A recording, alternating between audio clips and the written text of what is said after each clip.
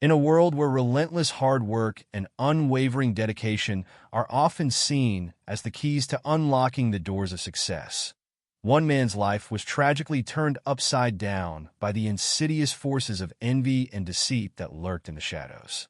This is the gripping story of Marcus, a devoted father, a loving husband, and an industrious employee who, through no fault of his own, found himself ensnared in a web of conspiracy that would cost him 6 invaluable years of his life.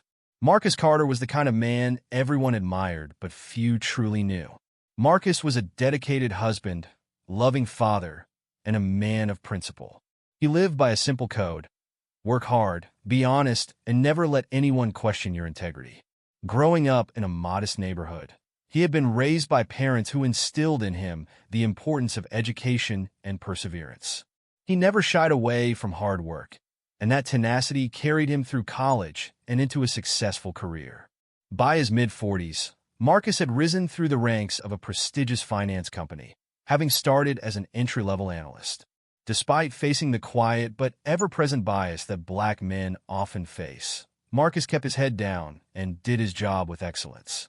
His tireless work ethic and innovative thinking earned him the respect and admiration of his bosses and peers alike.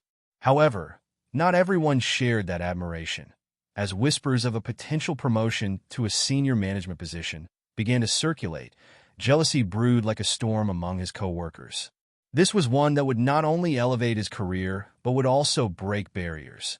He would be the first black man in the company to hold such a role. As the promotion became imminent, whispers started circulating around the office.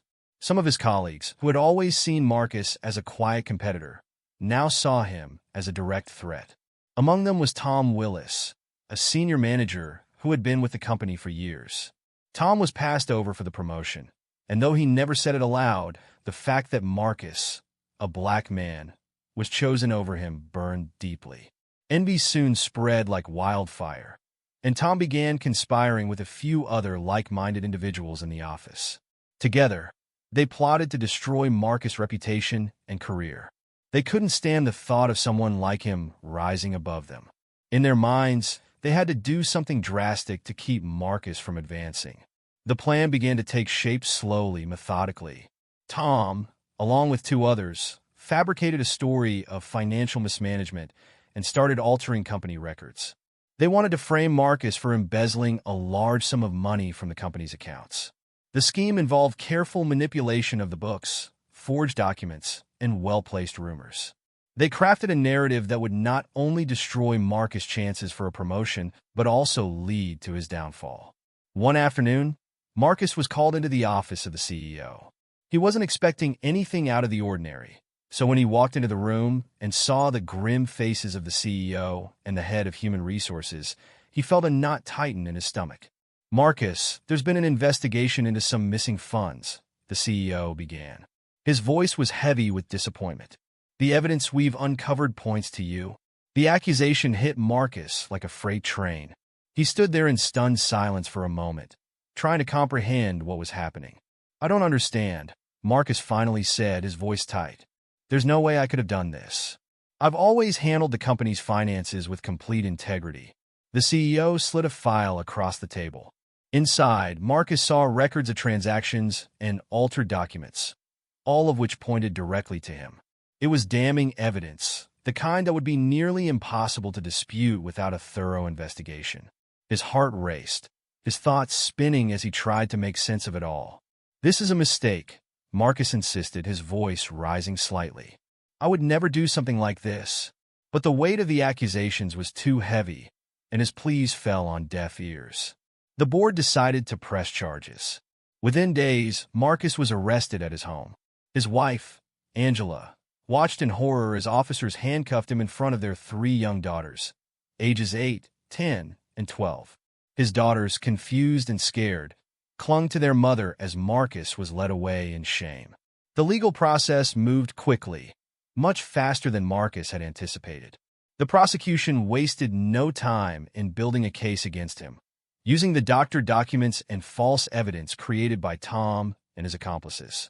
Marcus knew he was being set up, but proving his innocence was no small task. His reputation had already been damaged beyond repair. The media portrayed him as a greedy businessman who had tried to exploit his company, and public sentiment was firmly against him. To make matters worse, the judge assigned to his case was known for his racial biases. Judge Hargrave had a long history of disproportionately harsh sentences for black defendants, especially in white-collar crime cases. He was notorious for his contempt toward anyone who challenged the system, and Marcus knew the odds were stacked against him.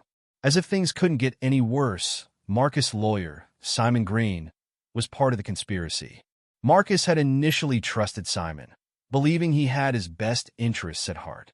But Simon was in league with the very people who had framed Marcus, working behind the scenes to ensure that Marcus would take the fall.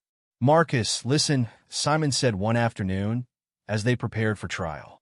"I've been doing this a long time, and the reality is the evidence is stacked against you. You could spend decades in prison if this goes to trial." Marcus was taken aback. "But I'm innocent, Simon. You know that. We have to fight this." Simon sighed, shaking his head. "I understand that, but the judge isn't going to see it that way. The system isn't kind to people like you. If you take a plea deal, I can get the sentence reduced to 6 months. Otherwise, you're looking at 6, maybe 10 years. Think about your family." Despite his fervent insistence on his innocence, Marcus found himself ensnared in a treacherous web of lies and deceit that threatened to suffocate him. Marcus sat there in silence, grappling with the weight of the decision. He was innocent, but the thought of leaving his wife and daughters for 6 or 10 years was unbearable. He didn't trust the system to see the truth. With no viable options and hope fading like a distant star in an expansive night sky, Marcus made the heart-wrenching decision to plead guilty, believing it was the only path that would lead him back to his beloved family. The day of sentencing came, and Marcus entered the courtroom with a heavy heart, hoping the nightmare would soon be over. But instead of the 6 months he had been promised, Judge Hargrave handed down a far harsher sentence: 6 years in prison. Marcus stood there, stunned, as the judge's words echoed in the cold, sterile courtroom.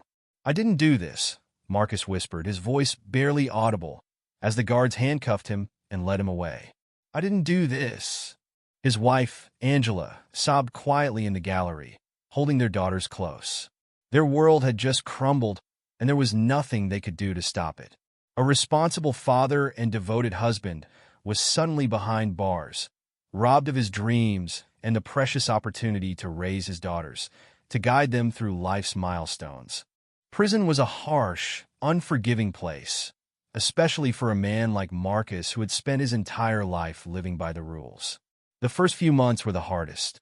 Marcus found himself surrounded by hardened criminals, men who had long since given up hope of ever seeing the outside world again. The noise, the violence, the coldness of it all, it was suffocating. He missed his family more than words could express. Every day, without them, felt like an eternity. Despite the darkness around him, Marcus tried to hold on to some semblance of hope. He spent most of his time in the prison library, reading legal books, studying cases of wrongful convictions, and trying to make sense of how he had ended up in such a situation. He wrote letters to his daughters, trying to explain his absence in ways that wouldn't break their hearts even further. They would visit him when they could, their bright faces now tinged with sadness. Every visit felt like a dagger to his heart, a reminder of the life he had lost and the years slipping away. While Marcus endured the agonizing pain of separation, his family was left to grapple with the harsh reality of his absence. Angela, meanwhile, was doing everything she could to keep their family afloat. Angela found herself in the difficult position of raising their 3 daughters alone, battling fiercely to keep their dreams alive in the face of overwhelming adversity and societal pressures. She had taken on 2 jobs to support their daughters and keep the household running. But the emotional toll was crushing. Marcus was her rock, and without him, she felt adrift in a sea of uncertainty. The strain on their marriage was palpable, but Angela refused to give up. She knew in her heart that Marcus was innocent, and she vowed to fight for him, no matter how long it took. 3 years into Marcus' sentence, Angela received a phone call that would change everything. It was David Harrison, a former co-worker of Marcus. His voice on the other end of the line was shaky and urgent. "Mrs. Carter, I need to talk to you. It's about Marcus. There's something you need to know." Angela agreed to meet David at a quiet diner on the outskirts of town. When they sat down, David looked like a man haunted by his own conscience.